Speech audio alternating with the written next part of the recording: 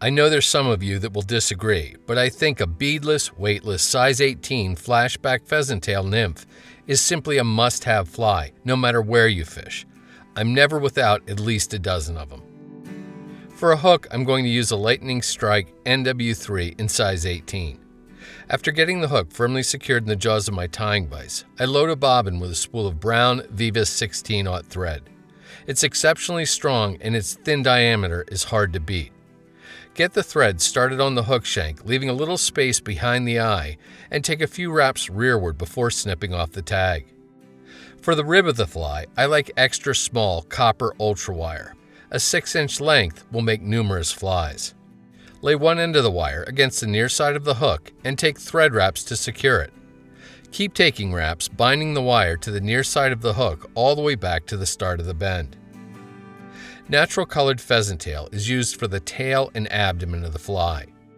Pull down 4 fibers perpendicular to the stem and strip them free while keeping their tips aligned.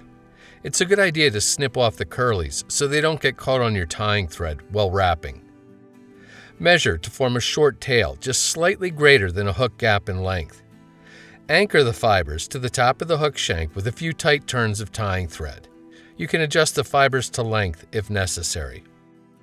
Leave your thread right at the base of the tail and start taking touching forward wraps with the pheasant tail behind your tying thread. Pushing up on the thread will help to keep the fibers sandwiched together as you wrap up the shank. Stop wrapping 2/3 of the way up the shank and use your tying thread to anchor the fibers. You can then snip the excess off close. Get hold of the ultra wire and start making open spiral wraps with it up the hook shank, effectively counter-wrapping the somewhat delicate pheasant tail fibers beneath. 4 to 5 turns usually looks pretty good. When you reach your tying thread, loop it around the wire to change the direction of your thread wraps and bind the wire down really well. Once the wire is secure, again, use it to change the direction of thread wrap. You can then take a few more turns around the hook shank before helicoptering the wire to break it off close. Large Opal tinsel is used to create the flashback wingcase on the fly. As with the wire, a 6-inch length will make numerous flies. Lay one end of the tinsel against the near side of the hook and start taking wraps of tying thread to secure it. These wraps should push the tinsel to on top of the hook shank.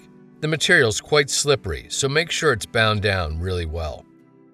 Go back to your pheasant tail feather and this time pull down 6 or 8 fibers perpendicular to the stem and strip them free. Once again, snip off the curlies. Flip the fibers around so their tips are pointing to the front of the fly. Measure so about a half a hook shank length of fibers extends beyond the back edge of the hook eye. Take wraps of tying thread to bind the fibers to the top of the shank. When you're done, snip the excess butt ends off close. A single strand of peacock herl is used to form the thorax of the fly. Snip an inch or so of its brittle tip off square. Lay the herl against the near side of the hook with the longer iridescent flues pointing down, and anchor it with wraps of tying thread, ending at the front edge of the abdomen. As you did earlier with the pheasant tail, make touching wraps with the herl behind your tying thread to ensure each wrap butts tightly against the previous.